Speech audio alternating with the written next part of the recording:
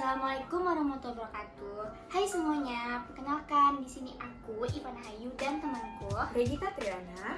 Nah, di sini kami ingin memberikan sebuah ulasan tentang tindak pidana korupsi. Seperti yang kita ketahui di Indonesia ini saat ini korupsi ini merupakan kejahatan yang benar-benar sangat luar biasa. Dikarenakan setiap bulannya atau setiap harinya selalu ada aja kejahatan tentang korupsi ini. Maka dari itu kita akan membahas tentang tindak pidana korupsi. Nah, sebelum kita masuk, kamu tahu nggak apa sih yang dikatakan dari korupsi itu sendiri?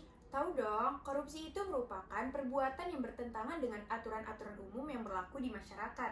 Nah, dari katanya saja, korupsi itu merupakan perbuatan yang rusak, busuk, dan tidak jujur yang berkaitan dengan keuangan. Selain itu, korupsi itu merupakan penyalahgunaan amanah untuk kepentingan pribadi.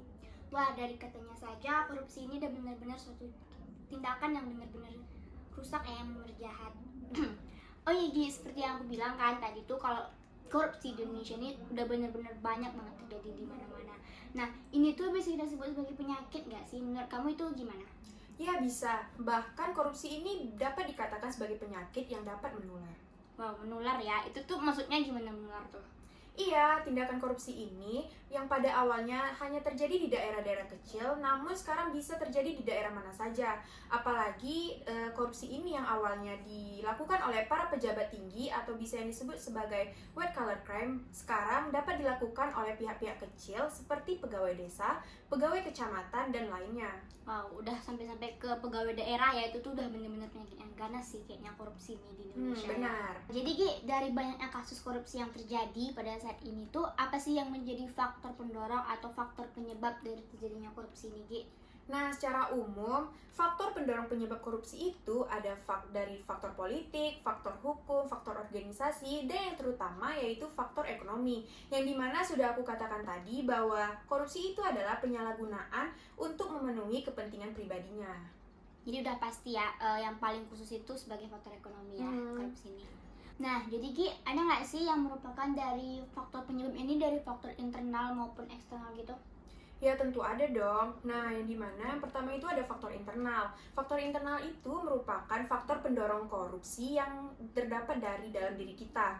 Nah, contohnya ini ada beberapa aspek. Yang pertama dari aspek perilaku individu yang dimana terdapat sifat yang tamak, moral yang kurang kuat, dan gaya hidup yang konsumtif. Kemudian dari aspek sosial sendiri, perilaku korupsi ini dapat terjadi karena adanya dorongan dari keluarga. Nah, kemudian kan selain itu ada faktor eksternal, yang dimana kan kita ketahui kalau faktor eksternal itu adalah faktor pendorong dari luar diri kita, yang dimana di sini juga ada beberapa aspeknya. Yang pertama, aspek sikap masyarakat terhadap korupsi, yang kedua aspek ekonomi, yang ketiga aspek politis, dan yang keempat yaitu aspek organisasi tersendiri.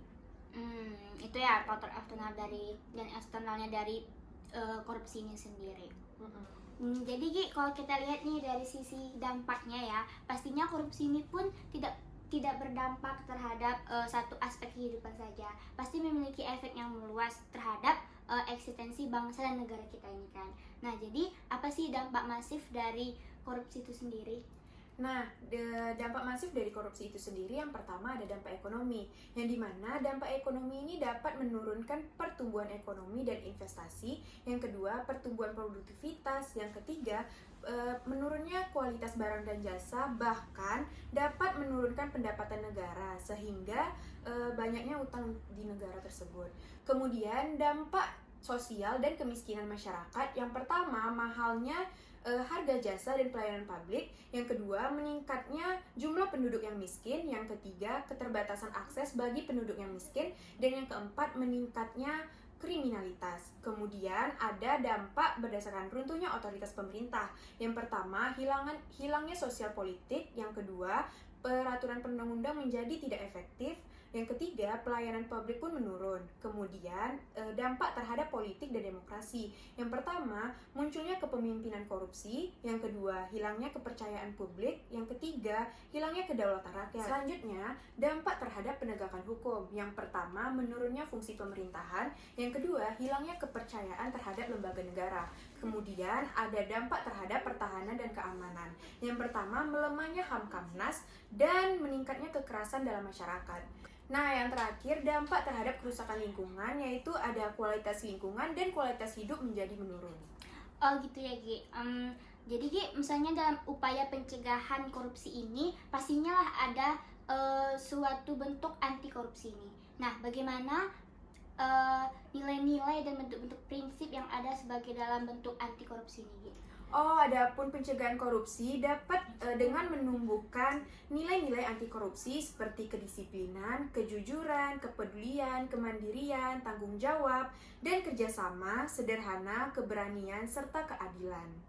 Oh, jadi itulah nilai-nilai yang harus ditumbuhkan dalam diri kita untuk mendapatkan perilaku anti korupsi ini. Nah, bagaimana dengan prinsip-prinsip anti korupsi ini Gi? Nah, adapun prinsip-prinsip anti korupsi itu, yang pertama ada prinsip akuntabilitas, yaitu kesesuaian antara aturan dan pelaksanaan kerja. Yang kedua ada transparansi, yaitu proses kebijakan yang dilakukan secara terbuka. Dan yang ketiga ada kewajaran untuk mencegah manipulasi. Yang keempat ada kebijakan untuk mengatur interaksi yang agar tidak terjadinya penyimpangan yang merugikan. Kemudian yang terakhir ada kontrol kebijakan, yaitu adanya partisipasi dalam mengontrol kebijakan yang dilakukan.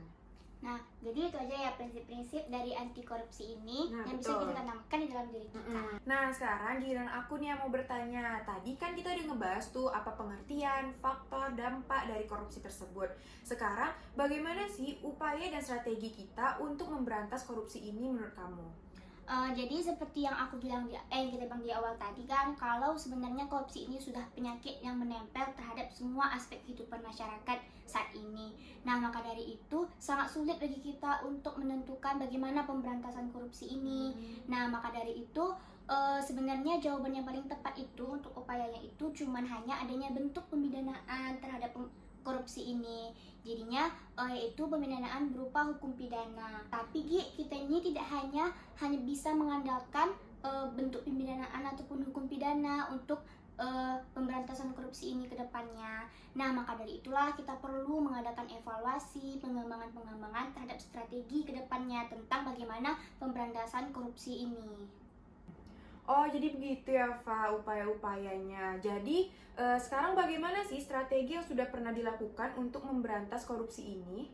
Nah, jadi strategi-strategi yang pernah dilakukan dalam pemberantasan korupsi ini yaitu dengan adanya pembentukan lembaga anti korupsi, yang mana di sini akan membahas tentang strategi-strategi dalam pemberantasan korupsi ini dan juga adanya pencegahan korupsi di sektor publik, yaitu contohnya khususnya untuk di pejabat publik dan juga kepegawaian publik. Nah, selanjutnya yaitu adanya pencegahan sosial dan pemberdayaan masyarakat. Nah, selanjutnya yaitu ada pembuatan berbagai instrumen hukum dan juga mendukung pencegahan pemberantasan korupsi ini. Dan juga adanya kerjasama internasional seperti PBB, World Bank dan juga Transparansi Internasional atau IT.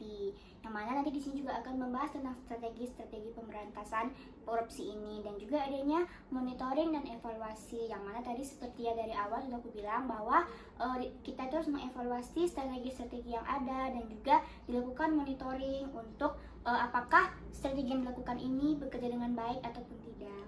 Wow, jadi begitu ya upaya dan strategi yang pernah dilakukan untuk memberantas korupsi ini. Ya.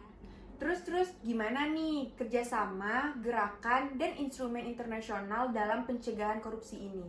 Nah, jadi ada pun gerakan-gerakan yang pernah dilakukan dalam pencegahan korupsi ini seperti adanya gerakan organisasi internasional yang mana pernah dilakukannya adanya konvensinya itu membahas tentang strategi-strategi pemberantasan dalam korupsi. Contohnya itu seperti PBB tadi juga ada kan, World Bank dan juga adanya OECD atau Organization for Economic Cooperation and Development dan juga adanya masyarakat Uni Eropa. Selanjutnya ada juga gerakan lembaga swadaya internasional yang mana ini nih lembaga dalam bentuk non pemerintah yang mana ada Transparansi Internasional atau IT dan juga Integrity Action. Nah, yang terakhir adanya instrumen internasional pencegahan korupsi ini seperti United Nations Convention Against Corruption atau kita sebut sebagai UNCAC dan juga adanya Convention of Bribery of Foreign Public Official in International Business Transaction.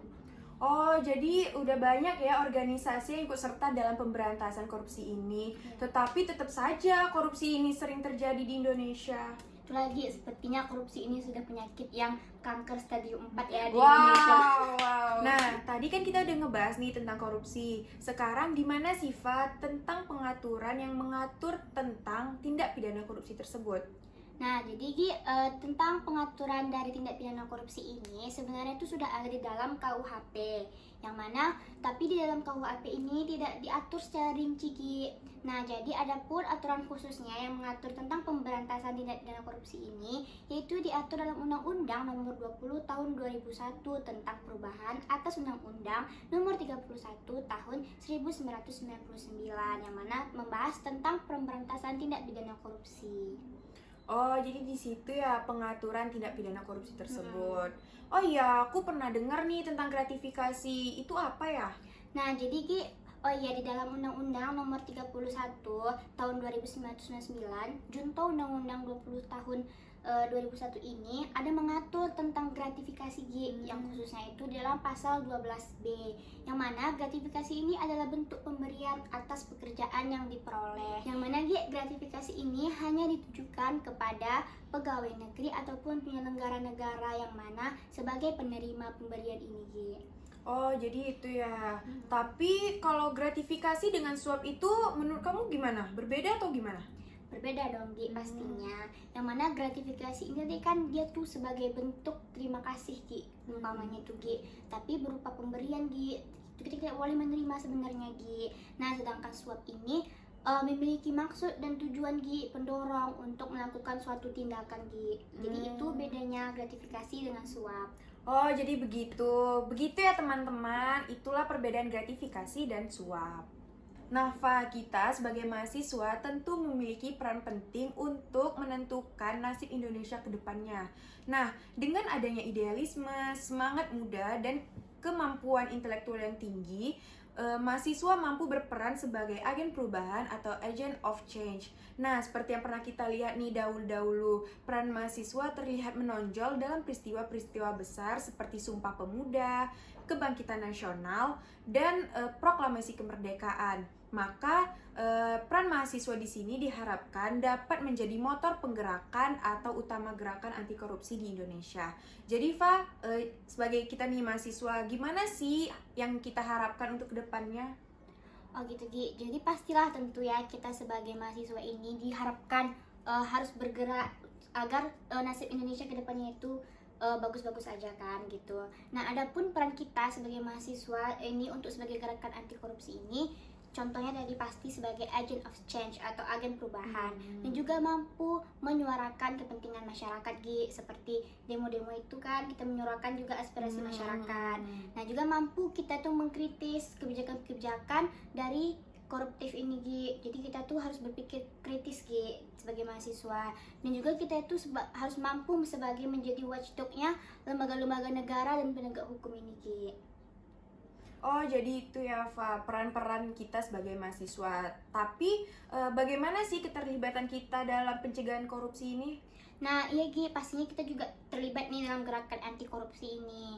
Jadi keterlibatan kita ini kita bisa bedakan menjadi 4 wilayah, seperti di lingkungan keluarga, di lingkungan kampus kita, dan juga di lingkungan masyarakat sekitar kita, dan juga pastinya di dalam tingkat nasional maupun juga lokal.